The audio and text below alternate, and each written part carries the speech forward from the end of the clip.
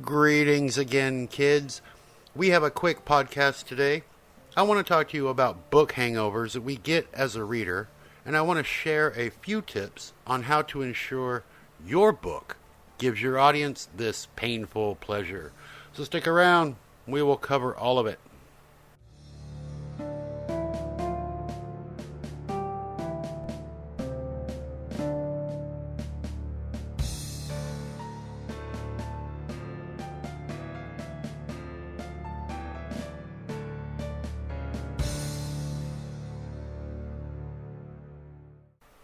What exactly is a book hangover? Quite simply, it is when a reader finishes a book and has a strong emotion about it being over. It may not be the ending that caused it, but for whatever reason, they weren't ready for the adventure to be finished. Oftentimes, with a book hangover, you will sit and think about the book for a while, maybe even a few days. Sometimes the hangover can be so powerful that it lasts through reading the next book. The phrase book hangover sounds horrible. We equate the term with pain or nausea, much like you get with an alcohol hangover. However, this isn't the case. For books, the hangover can be painful, but in a pleasant and satisfied manner. The reader is happy and maybe even better off for the experience, but is sad to see it all come to an end. One of the benefits for an author when a reader gets a hangover is that they're excited to read more. The next book released will be purchased without hesitation, and previous novels may be sought out, hoping to rekindle that feeling once again. As a reader, you can't get enough. The story may well be wrapped up, but it has a lasting impression on you. You want to know more or go deeper into the story. Perhaps you want to learn everything there is to know about the main character. Whatever the trigger, there is something that pulls you in, keeps you hooked, and won't let go, even long after the book is finished. It is these types of stories that authors love to hear their reviewers go on about. We get a kick out of people demanding that we write more, or another one, or even just the mad rant from a reader that can't believe it's over. So it should be every writer's goal to produce a book that will give the reader a book hangover. How do we do that? The quick answer is deep emotional connection. The most logical place to start is the characters. Our readers love their characters, some more than others. If you can write your character in such a way that the reader instantly falls for them, you have your connection. It doesn't always have to be a good feeling either. Your reader can loathe the main character or love them. As long as you have tugged on some emotion, you have them. How do we do that?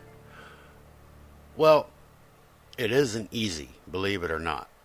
A lot will depend on the individual reader. There are a few things you can control, though.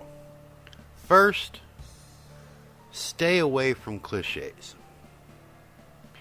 If you're writing a boy finds girl, boy loses girl, boy gets girl in the end type of book, you need to write the characters in such a way that the reader wants to be the girl or the boy.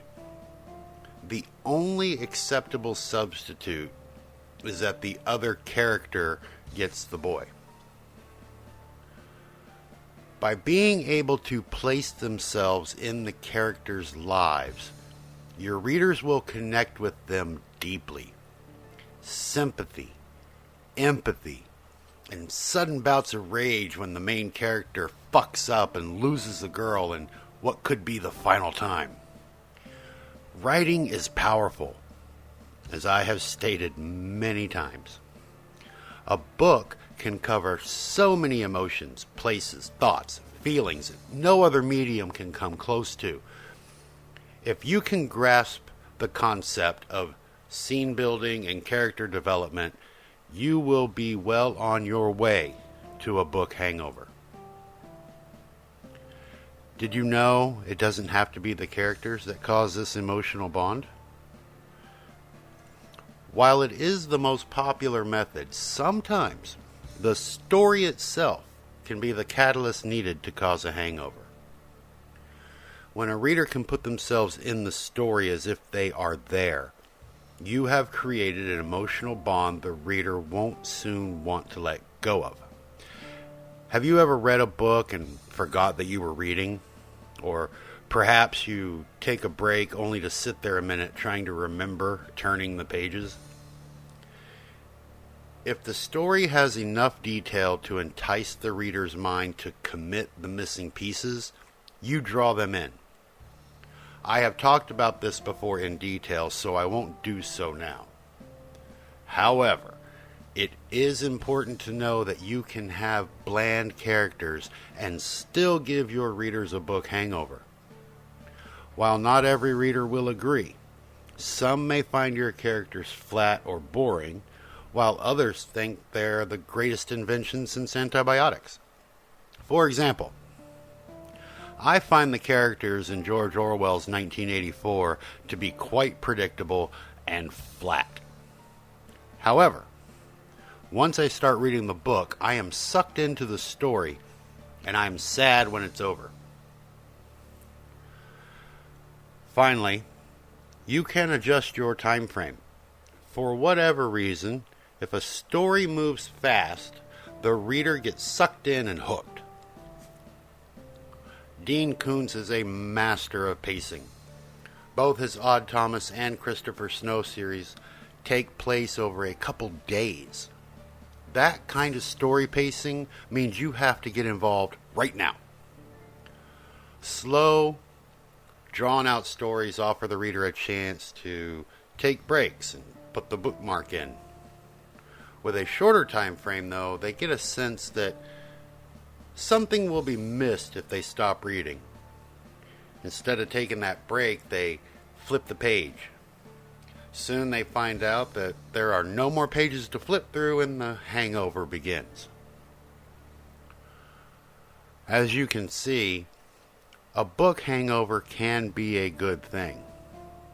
Not only will it make your readers turn into fans, but it will also help sell future books and even increase sales of previous novels. There are also plenty of ways to make a hangover happen. You can opt for the easy path and dive deep into character development.